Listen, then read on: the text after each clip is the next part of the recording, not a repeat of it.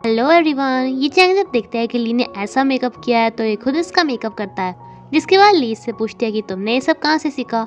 ये चैंग कहता है कि जिसके घर में उसकी मोमन बहन इतना सारा मेकअप करती हो तो उसे थोड़ा मेकअप करना आ जाए। ये बात तो काफी नॉर्मल है। एंड जब जीतोंग छोटी थी तो मैं ही उसे तैयार करता था। 当你妹妹真好。当我妹妹可不是最好的，当我老。走吧。 लीमान ये देख के तो जलती है कि ये चैंग इसे लेके आया, इससे ज्यादा इस बात पे कि ये ब्लू ही पहन के आई है। ये चैंग अब अपनी बिजनेस डील्स करने के लिए ली से अलग बैठ जाता है। यहाँ पे दूसरी कंपनी का एक मेंबर इससे पूछता है कि क्या तुम ये चैंग की सेक्रेटरी हो। ये इसे बता ही रही होती है कि उसकी कंपनी की प्रोग्रामर है। ये चैंग को इन दोनों को एक साथ बातें करके देख काफी जेलस होती है, ये इसे बिल लाने के लिए भेज देता है। जिसके बाद ये बहुत बड़े इन्वेस्टर ये चैंग को इसी पर्सन से मिलाते हैं जो कि इनकी कंपनी के खास आदमी थे। एंड साथ में कहते हैं कि सिंगल एंड के लिए कोई लड़की तो बताओ। एंड ये प्रोग्रामर तो बोलने ही लगता है कि मुझे ली काफी पसंद आई, लेकिन ये चैंग कहता है कि सॉरी मैंने आपको पहले नहीं बताया, लेकिन वो मेरी वाइफ है। सभी लोग तो शॉक हो ही जाते हैं। लीमान को भी काफी बुरा लगता है कि उसने सबके सामने बता दिया। लीमान ली से कहती है कि तुमने भी आज ब्लू ही पहना है। ली से बताती है कि ये चैंग ने इसे पहनने को बोला था। लीमान कहती है कि देखा उसे आज भी वही पसंद है जो कि पहले था, यानी कि इसे बोलना चाह रही थी कि पहले भी उसे मैं ही पसंद थी या न भी मैं ही पसंद हूँ। लूली कहती है कि अगर ऐसा होता तो मुझे यहाँ पे नहीं लेके आते। एंड लीमान इसे बताती है कि तुम्हें नहीं पता, वो यहाँ पे सभी इन्वेस्टर्स का दिल जीतने के लिए आया है, जिससे कि सभी उसे पैसे दे, उसे अपने पापा की पैसों की जरूरत ना पड़े, जिसके डर की वजह से फिर उसे तुम्हारे साथ रहने की भी कोई जरूरत नहीं पड़ेगी। वो सिर्फ इसीलिए इतनी मेहनत कर रहा है। ये चैंग तो थोड़ी सी भी शराब को कंट्रोल नहीं कर पाता। लीमान इसे संभालती है तो ये कहता है कि मुझे नहीं जा रहा तुम्हारे साथ, मुझे घर पे जाना है। एंड देन ये ली को गले लगा के कहता है कि मुझे घर जाना है। लीमान ने अब भी इसका हाथ पकड़ा हुआ था तो ली कहती है कि आपको भी हमारे साथ घर चलना है क्या। घर पे आके फिर से ही चैंग बोलने लगता है कि लीमान मुझे घर जाना है, मुझे यहाँ पे नहीं रहना है। लेकिन कुछ टाइम बाद फिर ये जान पाता है कि ये तो ली है। एंड देन इसे किस कर लेता है। किस तो करता ही है। ये दोनों आज इंटीमेट भी हो जाते हैं। ये चैंग दोबारा से कहता है कि ली, लेकिन ली को याद आता है कि उसने पहले लीमान का नाम लिया था, तो शायद उसने ली के साथ ये सब लीमान को सोच के ही किया है, यानी कि दोनों के नाम में ली आने की वजह से कन्फ्यूजन हो जाता है। ये साइड होकर इस कमरे को बिल्कुल वैसा ही बना देती है जैसे कि कुछ हुआ ही ना हो। ये चैंग को सुबह के समझ में नहीं आता कि उसने कपड़े क्यों नहीं पहने हुए हैं। ये सब पूछने के लिए वो ली के पास जाता है, इससे पूछता है कि रात क्या कुछ हुआ था, लेकिन ली सब के बारे में उसे कुछ भी नहीं बताती। एंड कहते हैं कि बस आपने पी ली थी तो मैंने आपको अपने रूम में छोड़ दिया था। ये चैंग को रात के बारे में थोड़ा याद आता है। वो ये सब ली से पूछने जाने वाला था, बट फिर सोचता है कि शायद ये इसका सपना होगा, क्योंकि ली ने तो इसे कुछ बताया ही नहीं।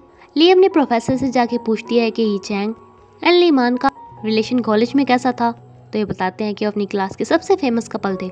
एंड मुझे तो तुम्हें लीमान दिखाई देती है क्योंकि तुम दोनों ही काफ़ी ज़्यादा मेहनती हो। एंड देखो ना, तुम दोनों के नाम में ली आता है। ली के ग्रुप के सारे सर्वर्स लीमान अपने साथ ले जाना चाहती थी। इन दोनों ग्रुप्स में बहस हो रही थी, इसलिए लीमान इसके लिए एक गेम के लिए चैलेंज करती है, ली करती है कि जो भी जीतेगा सर्वर्स उन्हीं के पास जाएंगे। इन दोनों को भी पहले क्लोडिंग करनी थी एंड उसके बाद अपने प्लेन्स छोड़ने थे। इस गेम में काफ़ी मेहनत के बाद ली जीत जाती है। ये चैंग भी इससे काफ़ी खुश तो होता है, लेकिन ये सर्वर्स लीमान के ग्रुप को ही दे देता है। ली से कहती भी है कि हमने तो पहले गेम्स की शर्त रखी थी, लेकिन ये चैंग नहीं मानता। बल्कि ली ने जो गेम बनाया था जिसकी इन्वेस्टमेंट लीमान की कंपनी ने की थी, ये चैंग ली को उस गेम की लीड प्रोग्रामर के पोजीशन से भी हटा देता है एंड इसे एक दूसरे कंपटीशन में पार्ट लेने का काम देता है, जिसमें कि इसे फर्स्ट प्राइज लाना है अपनी कंपनी के लिए। ली को इस बात से काफ़ी गुस्सा आता है कि चैंग ने उससे पूछे बिना ही उसे इस गेम से तो हटा ही दिया, बल्कि वो सर्वर्स भी लीमान को दे दिए। ये चैंग से प्राइवेट में बात करने के लिए जाती है, लेकिन यहाँ भी ये लीमान टपक पड़ती है। ली अपना पहले वाला ही काम करना चाहती थी, लेकिन ये चैंग इसे बताता है कि ये कंपनी का फैसला है और तुम्हें ऑर्डर्स मानने ही होंगे। ऊपर से लीमान भी आग में घी डालते हुए कहती है कि तुम्हें कंपटीशन तो जरूर जीतना होगा, इसी से तो सब लोग तुम्हारी कंपनी की तरफ अट्रैक्ट होके तुम्हारी कंपनी में इन्वेस्टमेंट करेंगे, जो कि ये चैंग चाहता है। ली को भी लगता है कि ये सिर्फ उसे इसलिए जितवाना चाहता है कि सभी से इन्वेस्टमेंट लेके इसे अपने पापा के पैसे ना लेने पड़े एंड फिर इसे जल्दी से डिवोर्स देते। इस पे ली गुस्से में यहाँ से चली जाती है। ये में आके ये चैंग को कहता है कि तुम्हें उससे अच्छे से बात करनी चाहिए थी। एंड लीमान के यहाँ से जाने के बाद कहता है कि तुमने उसे प्रॉमिस किया था तुम उसे लीड प्रोग्रामर बनाओगे। ली चैंग भी यही चाहता था कि वही लीड प्रोग्रामर बने, लेकिन जो कंपनी इन्वेस्टमेंट कर रही थी उसने ली को मना कर दिया था बिकॉज उसके पास ज़्यादा एक्सपीरियंस नहीं था। इन्वेस्टमेंट वाली कंपनी की रिप्रेजेंटेटिव तो ली मानी थी, तो पक्का उसने अपनी कंपनी से मना करवाई होगी। ये बात इन दोनों को भी मालूम थी, इसलिए ये चैंग ली से वो कंपटीशन जितवाना चाहता था बिकॉज इसने उस कंपनी से बात की थी कि अगर वो उसमें जीत गई तो इस गेम की लीड प्रोग्रामर फिर उसे बनाया जाएगा। ये मैं कहता है कि तुमने ये बात उसके सामने क्यों नहीं बताई, तो ये चैंग कहता है कि तब यहाँ पे लीमान थी और मैं आउटसाइडर के सामने ऐसी बात उसे कैसे बता सकता था। शाओकी अपनी भड़ास कुओं पे इकल्ले की तरीके से निकाल रही थी। एंड ली को बताती है कि वो अपनी कैट के लिए एक बॉयफ्रेंड ढूंढ रही है। ली भी अपने साथ हुए अत्याचारों के बारे में इसे बताती है। ली के पास चैंग काफी कॉल करता है लेकिन ये रिसीव नहीं करती है, अपना फोन स्विच ऑफ कर देती है।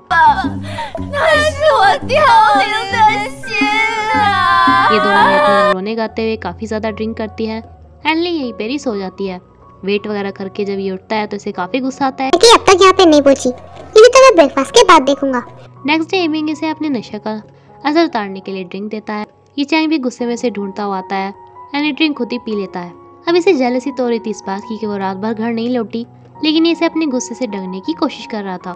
ये बोलता है कि क्या तुमने अपने नए गेम का डेमो तैयार कर लिया, जो कि ली ने नहीं किया था। तो ये बोलने लगता है कि अच्छा हुआ मैंने तुमसे तुम्हारे गेम की जिम्मेदारी ले ली, क्योंकि तुम तो कुछ ज्यादा ही लापरवाह नहीं है। वो सोचना कि अगर तुम वो गेम नहीं बनाओगी तो हमारी कंपनी बंद हो जाएगी। तुम्हें वो नए गेम भी बनाने की कोई जरूरत नहीं है, उस कॉम्पिटिशन में जाने की कोई जरूरत नहीं है। एंड ली से गुस्से में बोल के चली जाती है कि ठीक है, मैं तुम्हारा वो कंपटीशन में फर्स्ट पार्ट ला के दिखा दूंगी, जिससे कि तुम्हारा वो घटिया प्लान कामयाब हो जाए। एंड चैंग इसलिए इस पे गुस्सा इसलिए भी हो रहा था क्योंकि ये चाहता था कि ली इसमें जीते एंड दोबारा से लीड प्रोग्रामर बन जाए। ली भी अपनी फ्रेंड की तरह अपनी बॉस की भड़ास गेमिंग में उतारने लगती है। इसका एक कलीग आके इसे बताता है कि अगर सभी ऐसे करने लग जाए तो कितना ईजी हो जाएगा ना, क्योंकि आजकल हर बंदा अपने बॉस से काफी ज्यादा परेशान है। ली को इसकी इस बात से उस कंपटीशन में नए गेम के डेमो के लिए आइडिया मिल जाता है।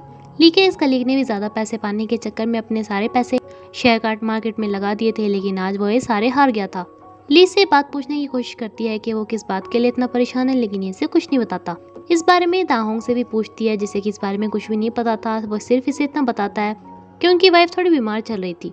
ली ये तरीके ढूंढने स्टार्ट कर देती है कि बॉस से बदला कैसे लिया जाए, उसे परेशान कैसे किया जाए। इसलिए इतनी गंदी डिश बना के उसकी गंदी सी स्मेल ये चैंग के कमरे तक पहुंचाती है, जो कि इससे सहन ही नहीं हो पा रही थी। इस बेचारे को इतना ज़्यादा टॉर्चर किया जाता है कि अगले दिन ऑफिस में भी बहुत सारा परफ्यूम लगा के आता है।